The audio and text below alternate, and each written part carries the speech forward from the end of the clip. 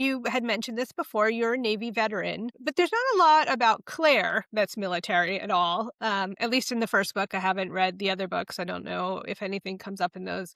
But did any of your experiences while you were in the service influence your writing? Did you draw at all on the people, the places, the situations that you found yourself in for any of the stories?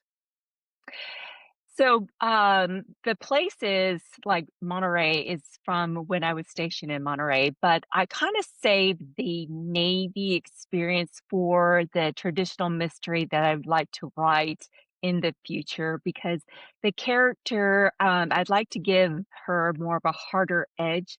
So, it may not be appropriate for cozy mysteries. So I'm saving that part for another series that is in the back in my mind, percolating Right. right now, waiting to get written. Yeah.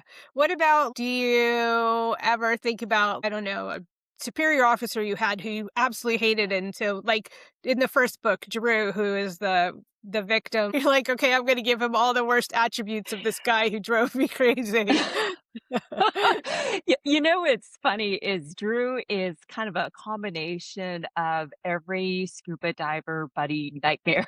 He's the guy Uh, that nobody wants to be partnered with if you show up without a partner.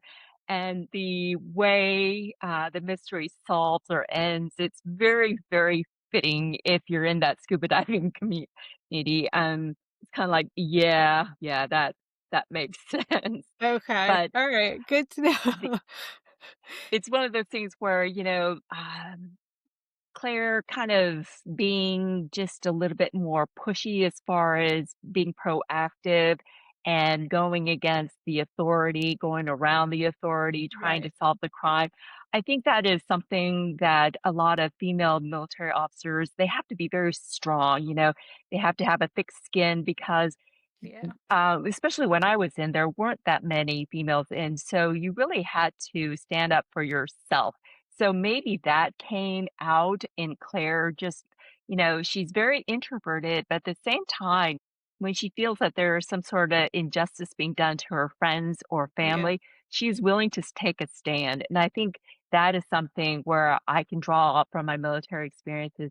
I was not one of those outgoing people, but after coming out of the military almost 10 years, it's like, all right, people can't push me around anymore. It was funny. My first job, my enlisted intelligence specialist, he had a nickname for me. He used to call me Pollyanna. And then after the tour, he said, you know what? I'm going to change your nickname to Evil Pollyanna.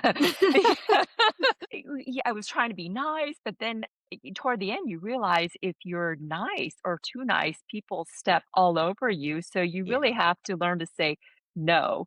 Yeah. So I don't know if I put that kind of attitude in the book, but definitely just standing up for what my main character believes is right. I think that Yeah. is something I've learned in the military. Awesome. That's really cool.